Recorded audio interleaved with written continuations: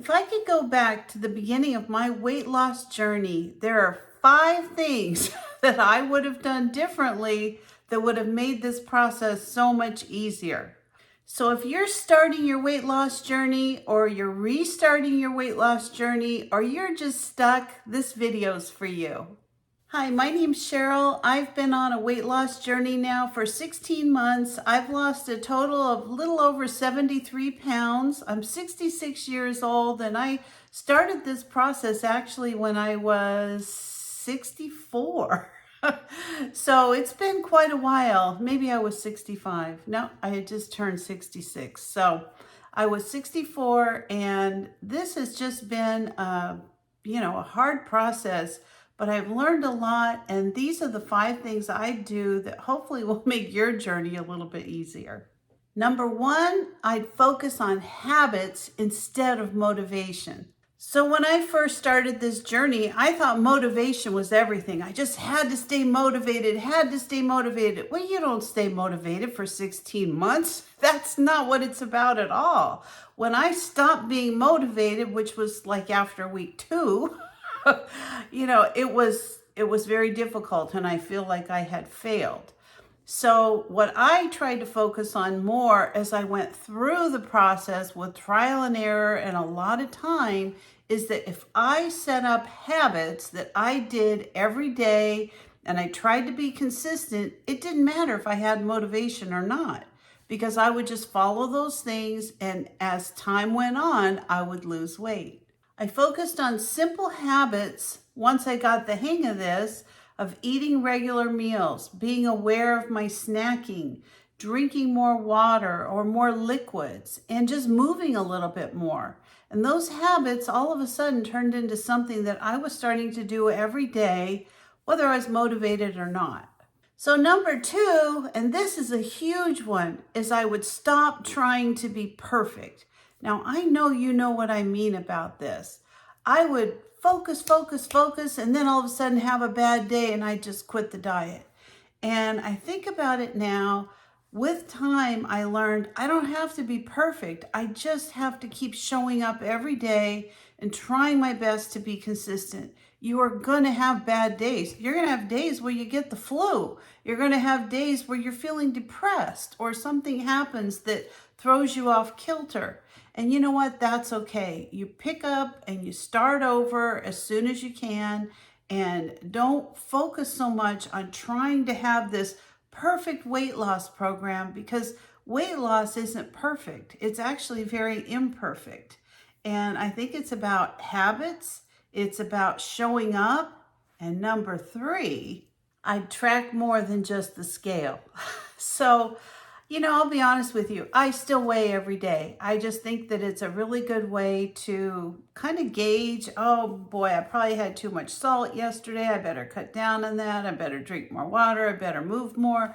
I think the scale is a good indicator of where you are, but I don't think it's the thing you should focus on above everything else. I mean, there's going to be a difference in the way your clothes fit. There's going to be a difference in how much energy you have. There's going to be all kinds of little victories that are going to be much more important than, just looking at the number on the scale. The other thing is, if you're working out and you're doing any kind of strength training, you're going to be gaining muscle. So maybe you're actually losing fat and gaining muscle. Maybe you're not going to see much of a difference, but you might see a big difference in the way your clothes fit, the way you look in your clothes, the way you feel.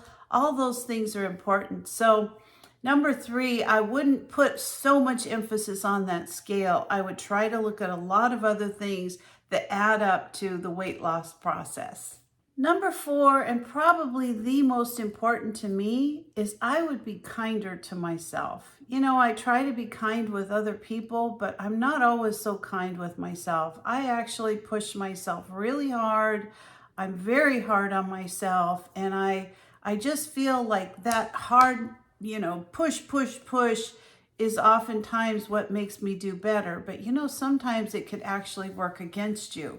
You don't always do better because you push harder. Sometimes you need to give yourself patience. You need to be understanding of where you are in the process. I mean, You may need to take a couple of weeks off. I don't know what your situation is, but I know with mine, I have learned with time not to push so hard and try to be kinder to myself, try to show myself the same respect that I do other people. It's not always easy because I'm pretty driven. I think that's something that I've learned with time. And lastly, I would learn patience earlier. In the beginning, I was so impatient. I just wanted to get the weight off. And I, again, pushed really hard, was hard on myself, set unrealistic goals, expectations. I don't do that anymore. Now I realize this isn't a sprint. This is a marathon that I'm going to be doing the rest of my life. And if I'm going to hit the finish line and be able to continue doing marathons, I need to be patient. I need to pace myself. I need to realize I'm going to have plateaus. I mean, I don't know. I kind of got to the 60 to 65 weight loss number, and I feel like I was just on this plateau for like a month to 2 months. Now, I'm at 73 pounds now, so it isn't like I was really on a plateau. It's just, it was a little slower for me to lose. But you know what? I lost weight through the holidays. I focused on exercise. I tried to really make better choices as far as my food and not ruining everybody else's holiday. And you know what? It worked out fine. Now, did I lose as quickly as I wanted to? No. Did I lose weight? Yes. And I'm in a better place than I was 2 months ago.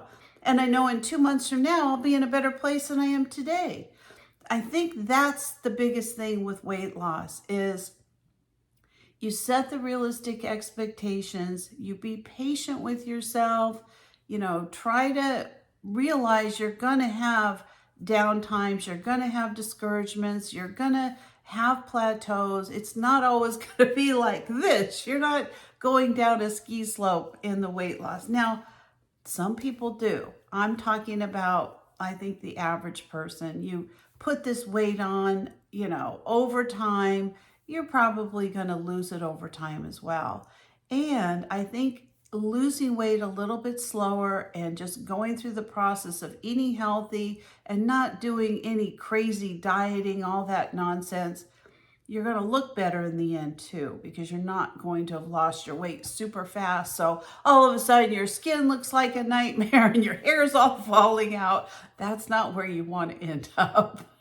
So if you are starting over or starting your diet or what have you, just hear this. Starting over, first of all, doesn't mean you failed. It means that you're just starting again.